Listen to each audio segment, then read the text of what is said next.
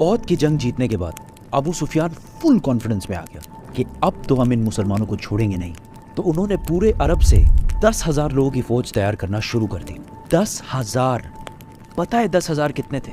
پورے مدینہ کی آبادی، بڑے بچے عورتیں بوڑھے سب ملا کے بھی 10,000 کی ٹوٹل آبادی نہیں تھی مدینہ کی.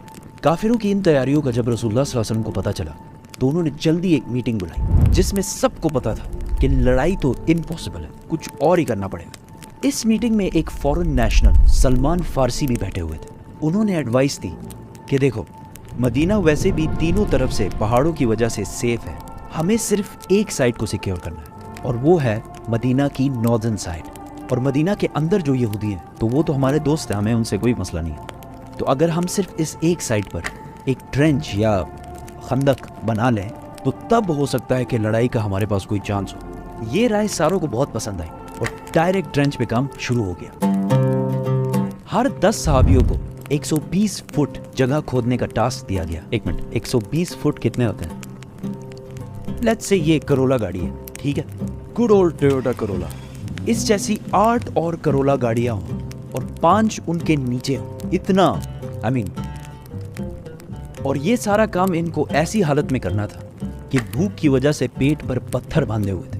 ان ٹوٹل مسلمانوں نے بہت ہی کم عرصے میں مدینہ کی ناردرن سائڈ پہ 6 کلومیٹر کی ٹرینچ بنا دی. 6 کلومیٹر کتنا ہوتا ہے؟ لیٹس سے یہ کرکٹ اسٹیڈیم ہے. کرکٹ اسٹیڈیم بہت بڑا ہوتا ہے ایسے ہی اور 36 کرکٹ اسٹیڈیمز اگر لائن میں رکھے جائیں تو اتنی لمبی ٹرینچ، اور اگر کرولا گاڑیوں میں دیکھا جائے تو اس ٹرینچ میں 6,560 کرولا گاڑیاں فٹ ہو سکتی تھی.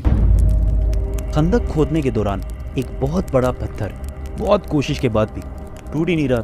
تو صحابہ نے رسول اللہ صلی اللہ علیہ وسلم کو کہا کہ یہ تو مسئلہ ہو گیا. رسول اللہ صلی اللہ علیہ وسلم نے ایک کلاڑی اٹھائی اور اس پتھر کو زور سے مارا اور کہا شام، سیریا میرا ہے اور اس کے پیلسز کو میں ابھی اس وقت اپنے سامنے دیکھ رہا ہوں. اور پھر دوبارہ اس پتھر کو مارا اور کہا ایران بھی میرا ہے، میں اس وقت ایران کے پیلسز کو اپنے سامنے دیکھ رہا ہوں. اور پھر تیسری بار زور سے مارا اور وہ پتھر چھوٹے چھوٹے پیسز میں ٹوٹ گیا. اور رسول اللہ صلی اللہ علیہ وسلم نے فرمایا کہ یمن کے پیلسز کی چابیاں میرے ہاتھ میں دی گئی ہیں. وہاں کھڑے سارے صحابی حیران ہو گئے کیونکہ انہوں نے اپنے سامنے ایک میریکل دیکھا تھا. لیکن ایران، شام، یمن یہ تو سپر پاورز ہیں، یہ کیسے ہمیں ملیں گے؟ لیکن آج ہمیں پتہ ہے کہ ایران، شام اور یمن تو کیا، یہ پورا علاقہ ان کا ہے. وہاں کھڑے سارے منافقین ہنسنے لگے کہ یار یہ کھانے کو کچھ ہے نہیں، پیٹ پر پتھر باندھے ہوئے ہیں اور سامنے 10,000 کی فوج ان کو مارنے کے لیے آ رہی ہے اور یہ لوگ ایران، شام اور یمن کو فتح کر رہے ہیں. مکہ والوں کی فوج پہنچی تو ٹینشن میں پڑ گئی کہ یار یہ کیا ہے، یہ تو ہم نے سوچا ہی نہیں تھا.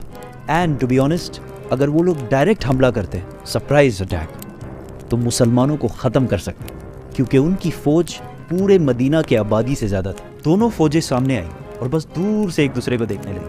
مسلمان بھی ریلیکس بیٹھے ہوئے تھے، ان کو کوئی ٹینشن ہی نہیں تھی.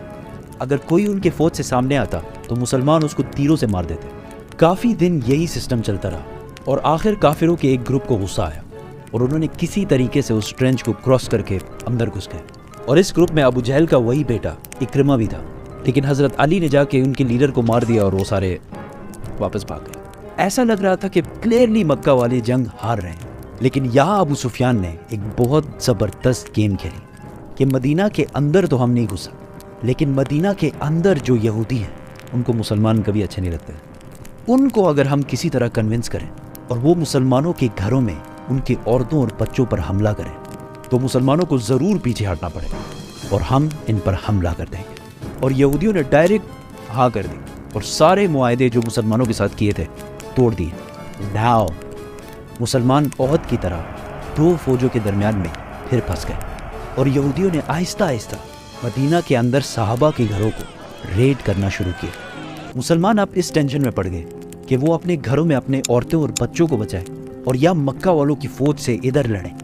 یہ بہت ہی ٹینس سچویشن تھی مسلمانوں کے لیے، یہاں تک کہ رسول اللہ صلی اللہ علیہ وسلم نے کہا کہ آپ مدینہ والوں کے گھروں کو بچانے کے لیے صرف ایک ہی راستہ ہے کہ ہم کافروں کے ایک گروپ سے ڈیل کر لیں کہ ہم ان کو ہر سال مدینہ کے کھیتوں میں جو کراپس ہوتی ہیں ان کا 1/3 حصہ ان کو دیں گے. لیکن صحابہ نے کہا کہ اگر یہ اللہ کی طرف سے ہے تو بالکل ڈیل کرتے ہیں، لیکن اگر آپ ہمارے بچوں کو بچانے کے لیے اتنی بڑی قربانی دے رہے ہیں تو ایسا نہ کریں، ہم آخری دم تک لڑیں گے۔ اتنے ٹینس سچویشن میں کہ مسلمان بالکل حوصلہ ہار رہے تھے۔ کہانی میں ایک بہت بڑا ٹوسٹ آتا ہے اور ایک بندے کی انٹری ہوتی ہے جو پورے گیم کو سنگل ہینڈڈلی چینج کرے۔ نیکسٹ ڈے کافروں کی فوج سے ایک بندہ سامنے آتا ہے اور کہتا ہے مجھے محمد سے ملنا ہے۔ آپ صلی اللہ علیہ وسلم کے پاس آ کر انہوں نے کہا کہ میں نے اسلام قبول کر لیا ہے، لیکن اس بات کا کسی کو نہیں پتا، بتائیں میں آپ کی کیا مدد کر سکتا ہوں۔ رسول اللہ صلی اللہ علیہ وسلم نے کہا جو بھی تم کر سکتے ہو کرو، ہم بہت مشکل میں اس ٹائم پہ۔ اس نے کہا اوکے نو پرابلم۔ وہ سیدھا گیا یہودیوں کے پاس اور انہیں کہا کہ مکہ والے بہت بڑے دھوکے باز لوگ ہیں، ان کا ساتھ کبھی نہیں دینا، اگر انہیں تھوڑا بھی لگا کہ وہ ہار رہے ہیں تو وہ تمہیں یہیں چھوڑ کر واپس چلے جائیں گے اور پھر مسلمان تمہیں نہیں چھوڑیں گے۔ ہاں اگر پھر بھی ڈیل کرنی ہے تو ان سے گارنٹی کے طور پر کچھ بندے ضرور مار لینا، اگر وہ سچے ہیں تو وہ ضرور دیں گے۔ اس کے بعد وہ سیدھا کافروں کے پاس گیا اور ابو سفیان کو کہا کہ یہودیوں نے کبھی کسی سے وفا کی؟ تم بتا۔ یہودی اور مسلمان سارے ملے ہوئے۔ پہلے دن مکہ والوں نے یہودیوں سے کہا کہ بس ہم حملہ کر رہے ہیں، تم لوگ بھی حملہ کرو، مسلمانوں کو ہمیشہ کے لیے ونس اینڈ فار آل ختم، بائے بائے، ٹاٹا۔ یہودیوں نے کہا بالکل حملہ ہم کریں گے، لیکن آپ ہمیں کچھ بندے تو پرووائڈ کریں ایز اے گارنٹی۔ مکہ والوں نے یہودیوں کی بات نہیں مانی۔ یہودیوں کو جب پتہ چلا کہ انہوں نے کوئی بھی بندہ حوالہ نہیں کیا تو انہوں نے بھی کہا یہ ہمارے ساتھ دھوکہ کر رہے ہیں، اور اس طرح یہودیوں اور مکہ والوں کی الائنس ٹوٹ گئی اور مسلمان دوبارہ گیم میں واپس آ گئے، کیونکہ اب ان کا دشمن صرف ان کے سامنے کھڑا تھا اور مدینہ کے اندر سے سارے خطرے ختم ہو گئے۔ 1 مہینے تک مدینہ کے باہر صرف کھڑے رہنے سے مکہ والوں کی موٹیویشن بالکل زیرو ہو گئی۔ اینڈ ٹو ٹاپ دیٹ، ایک دن ایک بہت تیز ڈیزرٹ سٹارم نے مکہ والوں کا سارا سامان، ٹینٹس، برتن، بستر، وٹ ایور، سارا کچھ اکھاڑ کر رکھ دیا اور وہ سارے بھاگ کر واپس چلے گئے۔ جیسے ہی مکہ والے واپس گئے، مسلمانوں نے اپنی اٹینشن یہودیوں کی طرف کی۔ رسول اللہ صلی اللہ علیہ وسلم جب مدینہ ہجرت کر کے آئے تھے تو انہوں نے یہودیوں کے ساتھ ایک کانسٹیٹیوشن بنایا تھا کہ یہودی اپنے قانون اور لاز سے رہیں گے اور مسلمان اپنے قانون سے رہیں گے، اور یہودیوں کے قانون میں ایسی غداری کی جو انہوں نے کی تھی، صرف ایک ہی سزا تھی کہ ساروں کے سر کاٹے جائیں۔ یہودیوں کے لیڈر نے اپنے لوگوں کو ایک مشورہ دیا کہ ہم ایسا کرتے ہیں کہ اپنے عورتوں اور بچوں کو خود قتل کرتے ہیں اور پھر مسلمانوں سے آخری دم تک لڑتے ہیں، لیکن کسی نے بھی اس کی بات نہیں مانی۔ رسول اللہ صلی اللہ علیہ وسلم نے سعد بن معاذ کو فیصلہ کرنے کا حکم دیا۔ سعد بن معاذ نے فیصلہ کیا کہ ان کے بچوں اور عورتوں کو رہنے دیا جائے اور ان کے مردوں کے سر کاٹ دیے جائے۔